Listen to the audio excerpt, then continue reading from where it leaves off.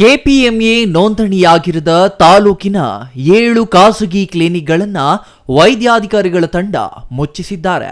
ಬಶೆಟ್ಟಹಳ್ಳಿಯಲ್ಲಿ 2, ದೇಬ್ಬೂರಹಳ್ಳಿಯಲ್ಲಿ 2, ಕುಂದಲಗುರ್ಕಿಯಲ್ಲಿ 1 ಮತ್ತು ಸದ್ದಹಳ್ಳಿ ಕ್ರಾಸ್ 1, ದೇವಪ್ಪನಗುಡಿಯಲ್ಲಿ 1 ಕ್ಲಿನಿಕ್ಗಳನ್ನು ಮುಚ್ಚಿಸಲಾಗಿದೆ.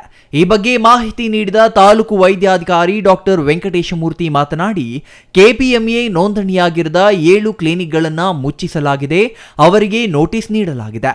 ಯಾವುದೇ ಕ್ಲಿನಿಕ್ ಮಾಡಬೇಕಾದರೆ ವಿದ್ಯಾರ್ಹತೆ ಅನುಗುಣವಾಗಿ ಕೆಪಿಎಂಎಯಲ್ಲಿ ಅರ್ಜಿ ಸಲ್ಲಿಸಿ ಸ್ಥಳ ಪರಿಶೀಲನೆ ನಂತರ ಡಿಸಿ ಮತ್ತು ಡಿಎಚ್ಒ ಅವರಿಂದ ನೋಂದಣಿ ಪ್ರಮಾಣ ಪತ್ರ ಪಡೆಯಬೇಕು ಎಂದರು. ವಿದ್ಯಾರ್ಹತೆ ಇಲ್ಲದೆ ರೋಗಿಗಳ ಜೀವದೊಂದಿಗೆ ಚೆಲ್ಲಾಟ ಆಡಬಾರದು. ಬಯೋಮೆಡಿಕಲ್ ವೇಸ್ಟ್ ಬಗ್ಗೆ ಲೈಸೆನ್ಸ್ ಹೊಂದಿರಬೇಕು. ಪೊಲ್ಯೂಷನ್ ಬೋರ್ಡ್ನ ಪ್ರಮಾಣ ಪತ್ರ ಹೊಂದಿರಬೇಕು.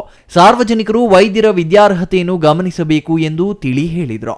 ಇನ್ನು ತಾಲೂಕಿನಲ್ಲಿ ಕೆಲವಾರು ಕಡೆ ಅನಧಿಕೃತವಾಗಿ ಮತ್ತು ಕೆಪಿಎಂಎ ನೋಂದಣಿ ಇಲ್ಲದೇನೆ ಮಾಡ್ತಾ ಇದ್ದಾರೆ ಅಂತ ಮಾಹಿತಿ ಬಂದಿದೆ.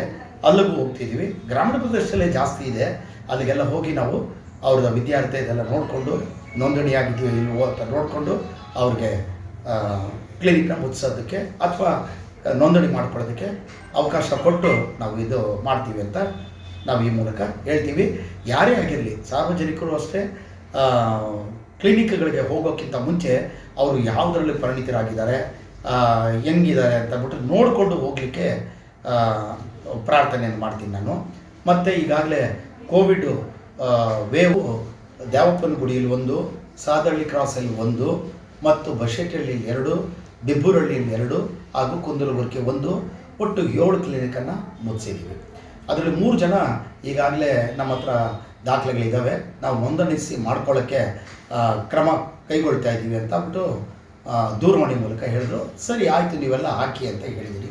ಇನ್ನು 4 ಜನದ್ದು ಪರ್ಮನೆಂಟಾಗಿ ಕ್ಲೋಸ್ ಮಾಡಿದ್ದೀವಿ. ತಾಲೂಕು ಆರೋಗ್ಯಾಧಿಕಾರಿ ಡಾಕ್ಟರ್ ವೆಂಕಟೇಶಮೂರ್ತಿ, ಆರೋಗ್ಯ ನಿರೀಕ್ಷಣಾಧಿಕಾರಿ ದೇವರಾಜ್ ಹಾಗೂ ಸಿಬ್ಬಂದಿ ಈ ದಾಳಿಯಲ್ಲಿ ಪಾಲ್ಗೊಂಡಿದ್ರು. ಛಾಯಾ ರಮೇಶ್, ಸಿಟಿವಿ ನ್ಯೂಸ್, ಶಿಡ್ಲಘಟ್ಟ.